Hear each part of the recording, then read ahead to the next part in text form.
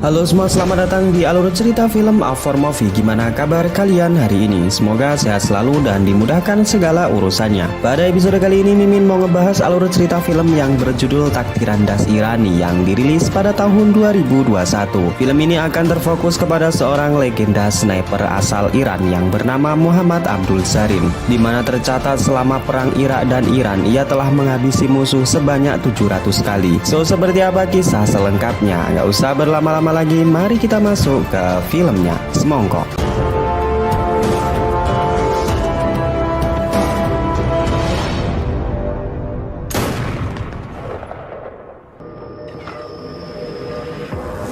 Film dibuka dengan memperlihatkan rombongan tentara Irak yang sedang membawa dua orang tawanan yang berasal dari negara musuh mereka, yaitu Iran, untuk dilepaskan di daerah perbatasan.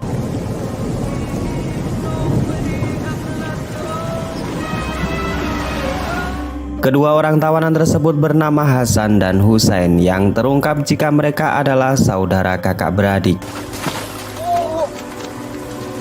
Seorang perwira tentara Irak yang bernama Abdul Qadir memerintahkan untuk melepaskan kedua tawanan tersebut. Namun penjaga perbatasan mengatakan kepada Abdul Qadir bahwa hanya boleh satu tawanan saja yang akan dibebaskan. Mendengar hal itu, Husain sang kakak merelakan dirinya yang tetap menjadi tawanan supaya adiknya yang bernama Hasan dapat dibebaskan. Meski awalnya sang adik tidak mau meninggalkan kakaknya dan terus berdebat, akhirnya sang adik Hasan menuruti kakaknya untuk pergi. Kendati demikian, saat Hasan hendak pergi ke perbatasan, seorang perwira tentara Irak yang ingkar janji memerintahkan anak buahnya untuk membunuh Hasan tepat sebelum ia menginjakkan kaki di tanah Iran.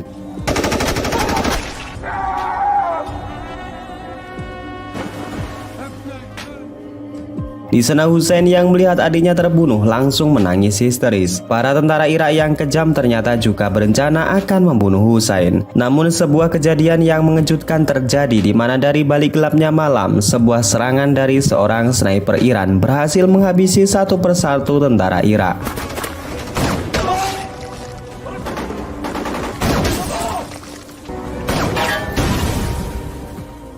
Terungkap serangan tersebut berasal dari seorang sniper Iran yang sangat ditakuti, di mana dia adalah Muhammad Abdul Zarin yang telah lama menjadi buah bibir dan tidak pernah menampakkan wajahnya. Qadir yang mengetahui semua anak buahnya tewas terlihat sangat ketakutan dan mengangkat tangan tanda menyerah kepada Zarin. Dari scene ini kita bisa melihat kelembutan hati Zarin, di mana ia tidak mau melukai atau membunuh musuh yang sudah menyerah. Zarin pun meninggalkan Qadir, sementara Husain dibawa menuju ke markas besar tentara Iran.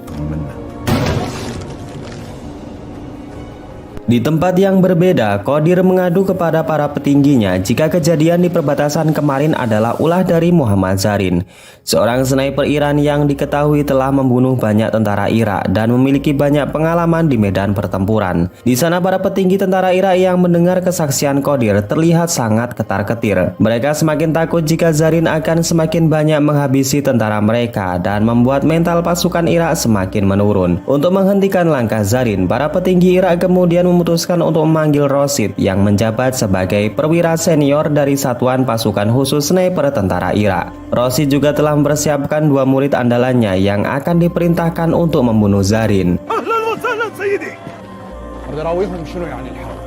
Di depan tentara Irak, Rosid mengatakan jika Zarin bukanlah seorang sniper kaleng-kaleng. Dia adalah orang yang sangat berpengalaman, memahami setiap medan, ahli strategi dan senjata, sekaligus rivalnya dulu sewaktu berperang. Rosid juga mengakui jika Zarin memiliki keakuratan tembakan yang sempurna, didukung dengan teknik kamuflase yang sempurna, dan bahkan sampai saat ini ia masih menjadi seorang hantu yang banyak menghabisi para pasukan tentara Irak. Akan tetapi Rosid telah mempersiapkan dua murid andalannya untuk membunuh Zarin. Keduanya bernama Mu'ad dan Jabal, di mana lebih dari beberapa tahun ia telah dilatih keras dan diyakini memiliki kemampuan yang setara dengan Zarin. Untuk membuktikan ucapannya, Rosid kemudian memperlihatkan kemampuan anak didinya dengan melepaskan dua orang sandera dari pasukan musuh lalu akan ditembak sewaktu mereka berlari.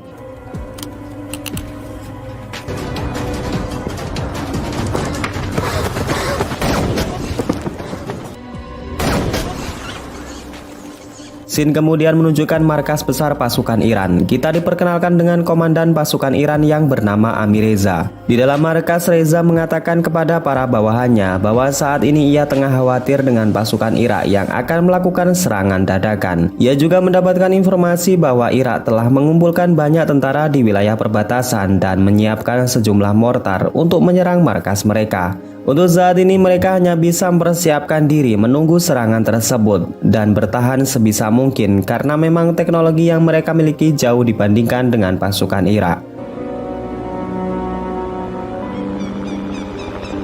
Di wilayah musuh rupanya Zarin seorang diri berbekal dengan senjatanya tengah mengamati pergerakan musuh di dekat kamp pasukan Irak. Tak lama berselang Zarin mendapatkan perintah dari Amir Reza untuk kembali ke markas karena ada sesuatu hal yang sangat penting. Sebelum pergi kita akan kembali ditunjukkan kelembutan hati Zarin di mana ia memberikan roti untuk koloni semut tak jauh dari tempatnya bersembunyi. Hal itu mencerminkan bahwa Zarin yang mencintai dan menyayangi sesama makhluk Tuhan. Di markas besar tentara Irak, terlihat Rosid dan Qodir tengah berdiskusi mengenai lokasi yang sering digunakan Zarin untuk mengintai tentara mereka. Sebagai seorang rival sekaligus musuhnya, Rosid tentu sangat paham di titik mana sajakah seorang sniper bersembunyi tanpa diketahui oleh musuhnya. Di waktu yang bersamaan, ternyata Zarin tengah memberikan pelatihan kepada pasukan tentara Iran mengenai cara menjadi seorang sniper yang hebat. Selain harus memperhatikan di mana ia bersembunyi, seorang sniper juga dituntut untuk selalu tahan dalam kondisi apapun, baik panas dan hujan, serta sabar mengintai berdiam diri menunggu musuhnya. Dari kejauhan Husain terlihat tengah memperhatikan apa yang sedang disampaikan oleh Zarin. Di sana Husain meminta Zarin untuk melatihnya menjadi seorang sniper hebat sama seperti dirinya. Melihat semangat yang dimiliki oleh Husain, Zarin pun dengan senang hati menerima pemuda tersebut menjadi salah satu muridnya.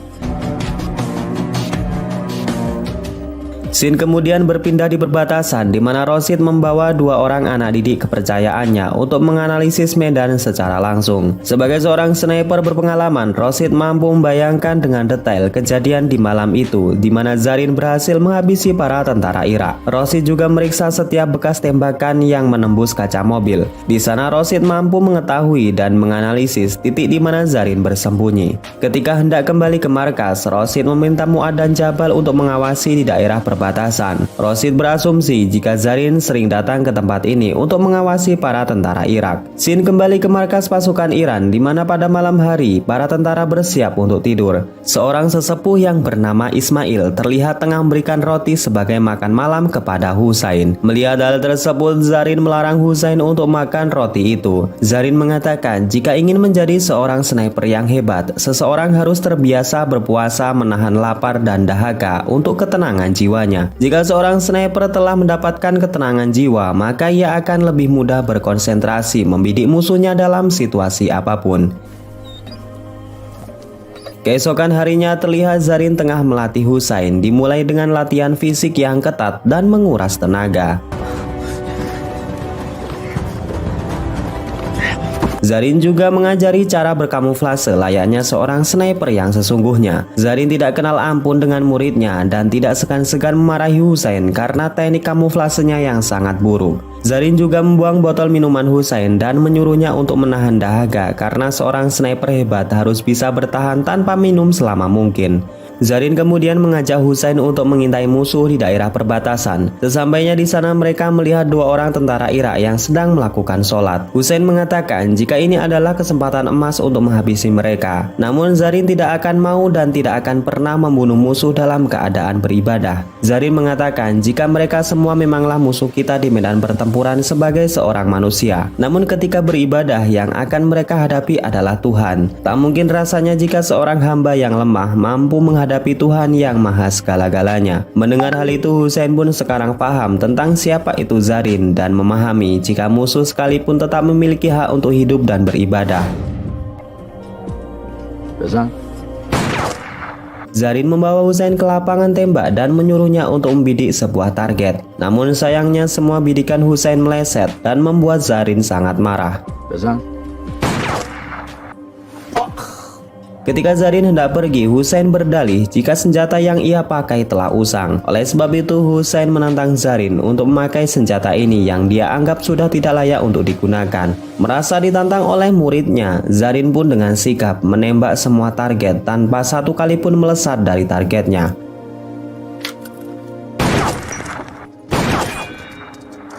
Zarin mengatakan jika seorang sniper hebat tidak tergantung dengan senjatanya, namun bagaimana skill individu dan konsentrasi seorang sniper dalam membidik targetnya. Mendengar penjelasan dan melihat bagaimana Zarin melakukan tembakan malah membuat Husain pesimis. Baginya untuk sampai kapanpun dirinya tidak bisa akan setara dengan Zarin atau setidaknya menjadi seorang sniper yang bisa diandalkan oleh negaranya. Mendengar ucapan dari mulut Husain membuat Zarin tambah kecewa. Ia pun pergi meninggalkan Husain seorang diri di tempat tersebut.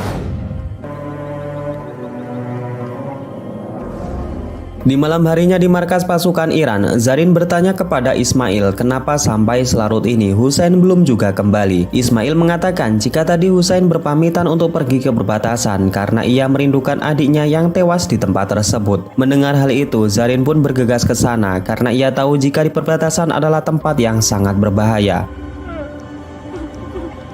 Seperti yang telah kita tahu, Mu'ad dan Jabal sejak tadi telah berada di perbatasan untuk mengintai kedatangan Zarin. Di sana mereka menemukan Husain yang sedang menangis meratapi kematian adiknya. Mu'ad yang mengira itu Zarin langsung bergerak dan menodongkan senjatanya dari arah belakang. Namun dalam berselang sebuah tembakan sukses menembus kepala Mu'ad dan membuat suasana menjadi sangat tegang. Untuk kedua kalinya Zarin berhasil menyelamatkan Husain. Di sana Zarin mengajak Husain untuk menjebak musuh yang saat ini tengah bersembunyi. Zarin menyuruh Husain untuk berlari dan menjadi umpan bagi Jabal, sedangkan ia akan menghabisi Jabal setelah mengetahui di mana persembunyiannya. Dan benar saja, Jabal yang melihat Husain berlari termakan oleh rencana yang telah dibuat oleh Zarin.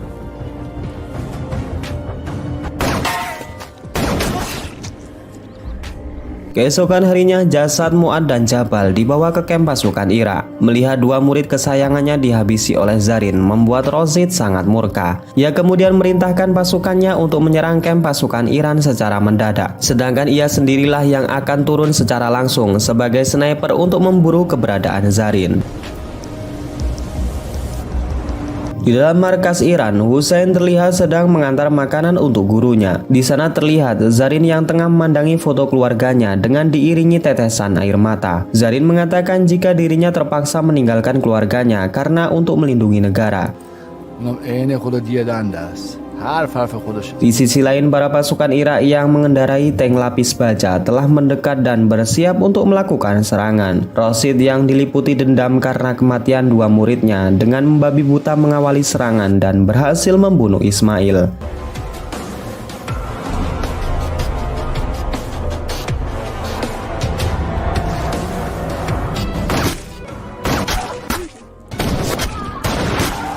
Mendengar kabar adanya serangan dari sniper musuh, Zarin pun bersiap menenteng senjatanya dan bergegas ke medan pertempuran. Kendati demikian, Kapten Reza melarang Zarin untuk pergi ke medan pertempuran karena menurutnya sniper musuh tengah memancing Zarin untuk keluar. Mendengar hal itu, Zarin pun dengan tegas mengatakan jika dirinya tidak takut dengan kematian. Ia sudah mempersiapkan segalanya dan bertawakal kepada Tuhan mengenai nasib dan juga keselamatannya. Salah seorang rekannya yang mendengar ucapan Zarin pun setuju. Menurutnya hanya Zarinlah yang dapat menghentikan sniper tersebut.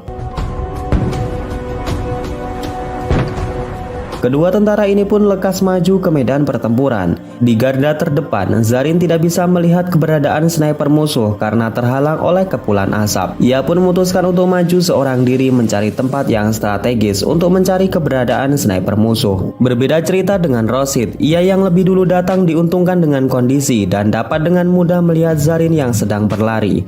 Ia pun memberikan kode kepada Zarin dan menantangnya untuk duel jarak jauh layaknya seorang sniper sejati. Menjawab tantangan musuh, Zarin pun dengan senang hati berpindah posisi dan mencari tempat yang strategis. Ketika sama-sama membidik, Zarin pun teringat dengan masa lalunya di mana kala itu Zarin berhasil membidik Rosid dan membuatnya terpojok. Namun kala itu Zarin tidak membunuh Rosid melainkan menembak jari telunjuknya sebagai peringatan. Dari kejadian itu jugalah Rosid sangat berambisi untuk mengalahkan Zarin, dan nampaknya dalam pertempuran kali ini posisi Rosid jauh lebih diuntungkan. Ia berhasil membidik Zarin dan membuatnya tumbang.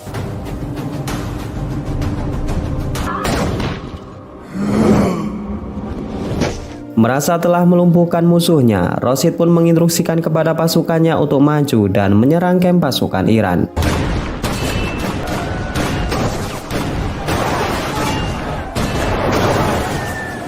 Akibat dari serangan tersebut membuat pasukan Iran kocar-kacir. Hal itu disebabkan oleh amunisi dan senjata yang mereka miliki kalah canggih dengan pasukan Irak.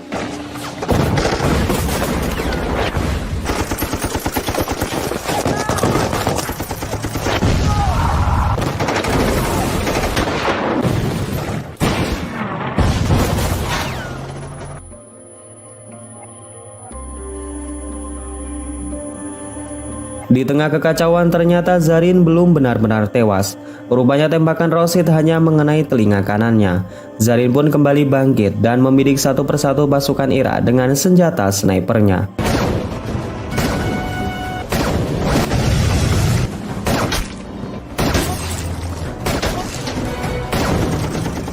Bangkitnya Zarin membuat situasi berbalik arah. Para pasukan Iran kembali mendapatkan semangat dan meledakkan tank-tank pasukan Irak dengan senjata RPG yang mereka miliki.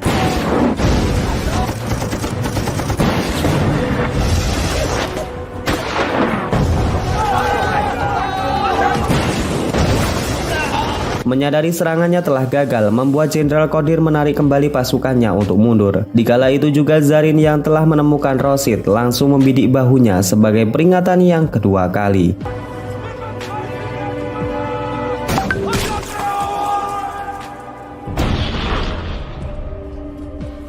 Sekembalinya di markas, Kapten Reza dan para pasukan Iran tidak menyangka jika Zarin berhasil selamat. Sementara di kamp pasukan Irak, Rosid dimarahi habis-habisan oleh komandannya dan menuduh bahwa dirinya telah memberikan laporan palsu atas kematian Zarin. Ia juga telah menyebabkan banyak tentara Irak tewas dan mengalami kekalahan yang sangat memalukan. Sang komandan kemudian memberikan hukuman kepada Rosid dan menonaktifkan untuk sementara waktu, serta tugasnya akan diambil oleh sniper lain yang telah mereka siapkan.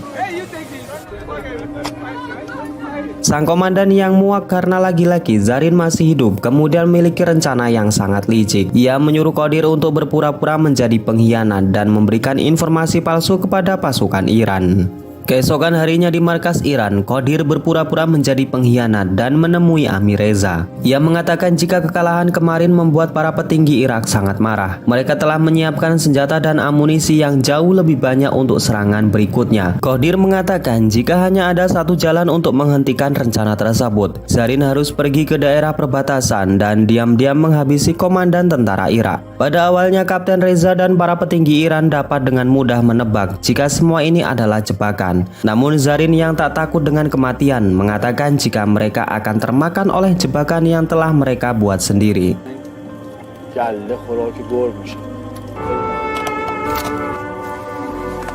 Di malam harinya, Zarin seorang diri pergi ke perbatasan dan menyusup di kamp pasukan Irak. Dan benar saja seperti yang sudah mereka duga jika ini semua adalah jebakan dan omong kosong yang keluar dari mulut Qadir. Ketika matahari pagi telah menyapa, terlihat para pasukan sniper tentara Irak telah menunggu kedatangan Zarin. Namun lagi-lagi Zarin selangkah lebih maju. Ia telah memasang beberapa jebakan dan membuat para pasukan Irak kewalahan.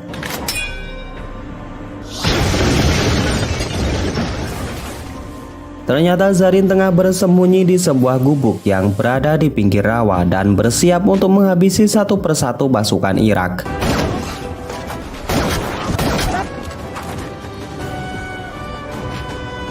Sang kapten yang murka karena lagi-lagi rencananya gagal memerintahkan pasukan artileri untuk menembak ke segala arah.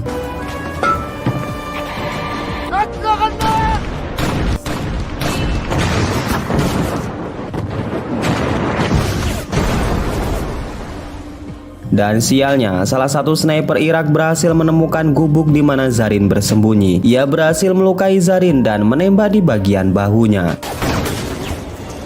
Sniper tersebut kemudian mendekati gubuk tersebut dan memastikan apakah Zarin benar-benar telah tewas. Dan pada kenyataannya, Zarin yang dalam kondisi terluka parah masih sanggup untuk menghabisi sniper tersebut.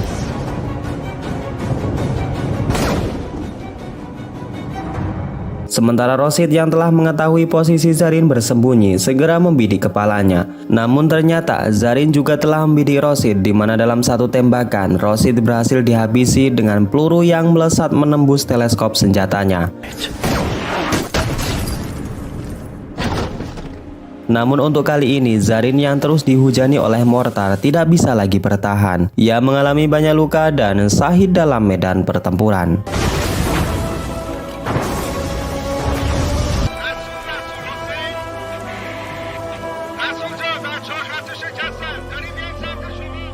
Di akhir cerita terlihat Hussein yang telah menjelma sebagai sniper menggantikan posisi gurunya tengah membidik seorang jenderal Irak di daerah musuh. Melanjutkan misi gurunya, Hussein sukses menghabisi sang jenderal dengan sekali tembakan.